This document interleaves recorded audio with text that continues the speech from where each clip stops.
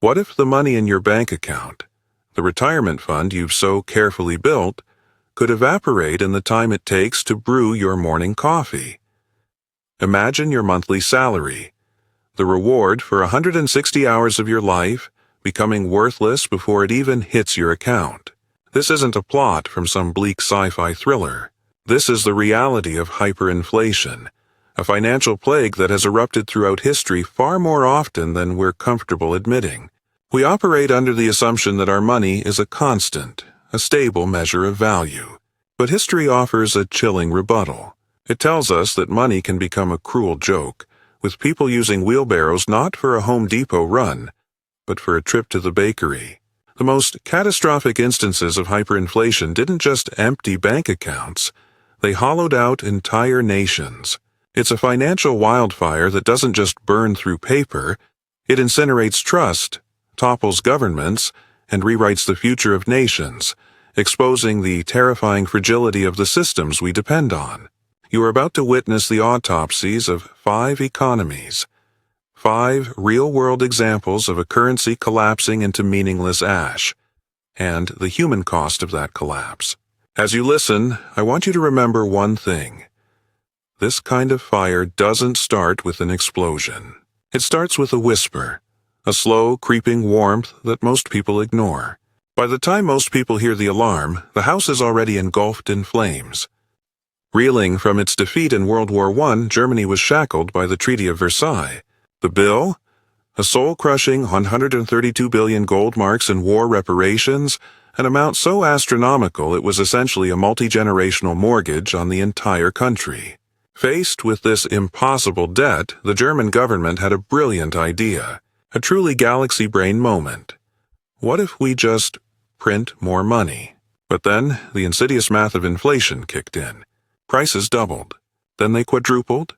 Soon, they were multiplying at a dizzying, incomprehensible rate. By the bitter end of November 1923, a single loaf of bread cost 200 billion marks.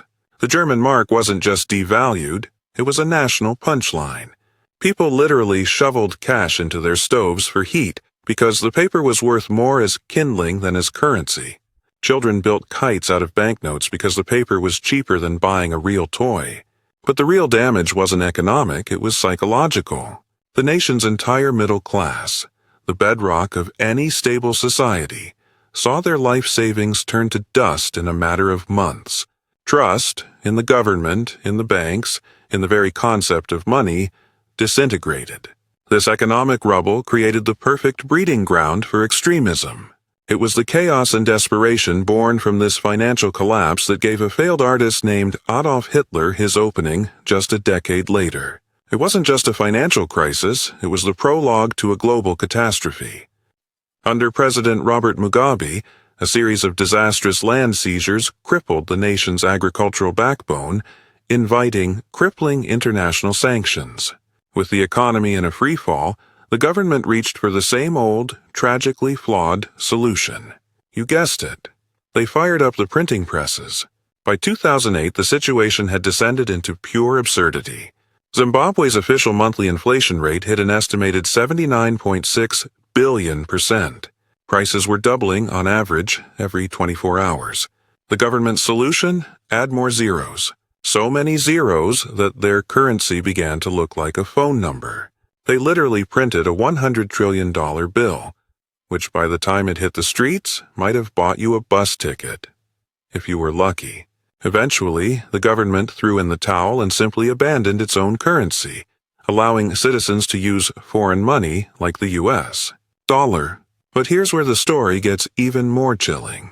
What happens when a country's money becomes so worthless it's officially abandoned? It's not just an economic reset. It's a social one. Pensions were wiped out. Industries collapsed.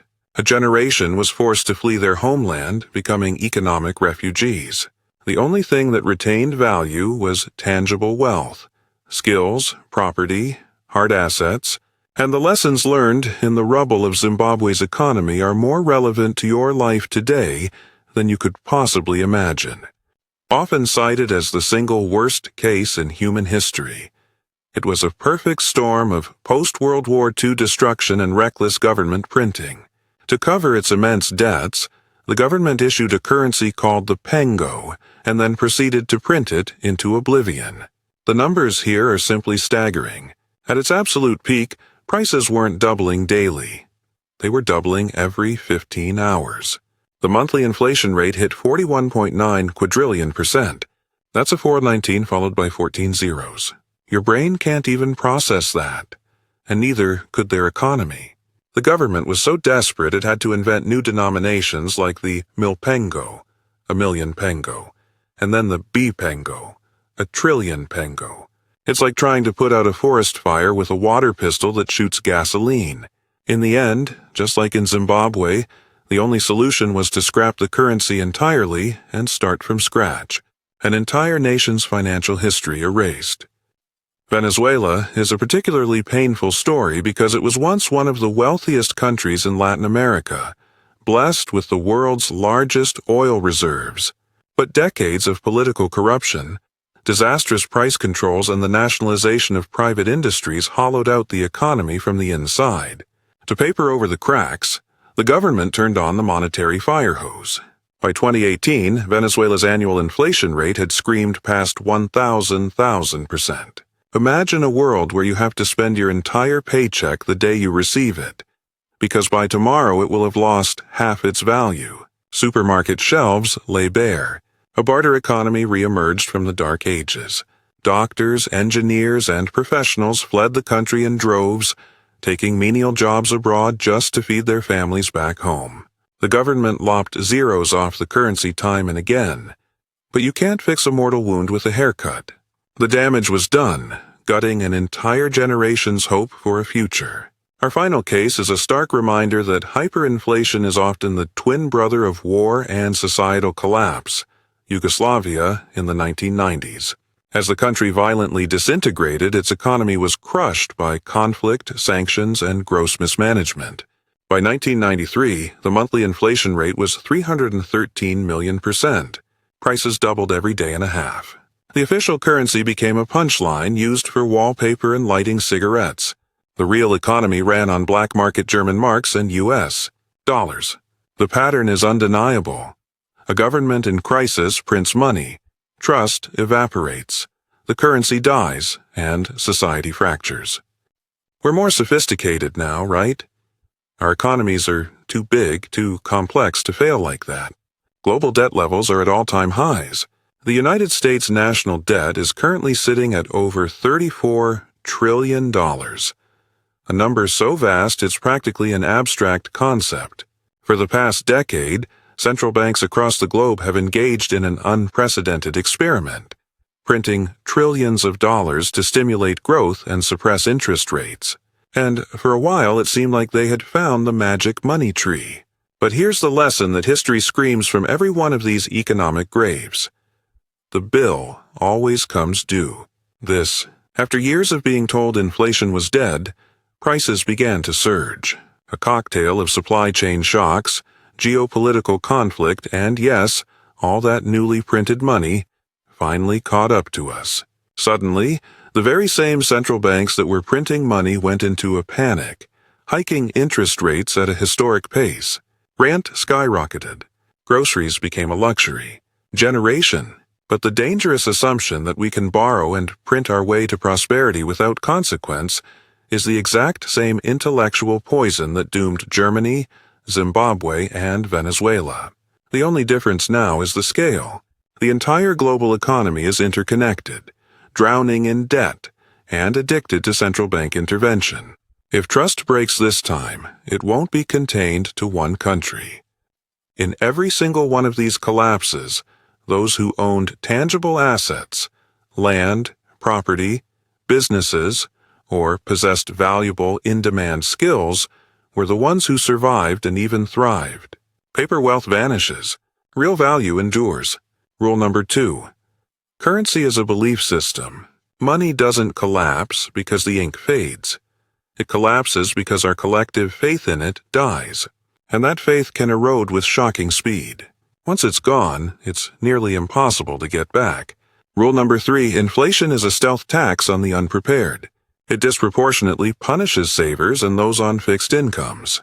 While governments can inflate away their mountains of debt, you cannot inflate away your power bill. Financial literacy is no longer about getting rich. It's about not becoming poor. Protecting yourself today means understanding the system instead of blindly trusting it. It means diversifying your assets beyond just stocks and bonds. It means acquiring skills that can't be outsourced or devalued. And most of all, it means recognizing inflation for what it truly is: a slow, insidious theft of your time, your labor, and your freedom. These 5 historical disasters weren't random acts of God. They were the predictable results of arrogance, denial, and the seductive lie that you can create something from nothing.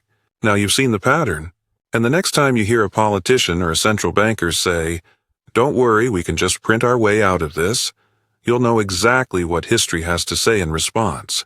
If this journey through the financial ashes has given you a new lens to view the world, then subscribe. The past holds all the cheat codes for the future, and I'm here to show you where to find them.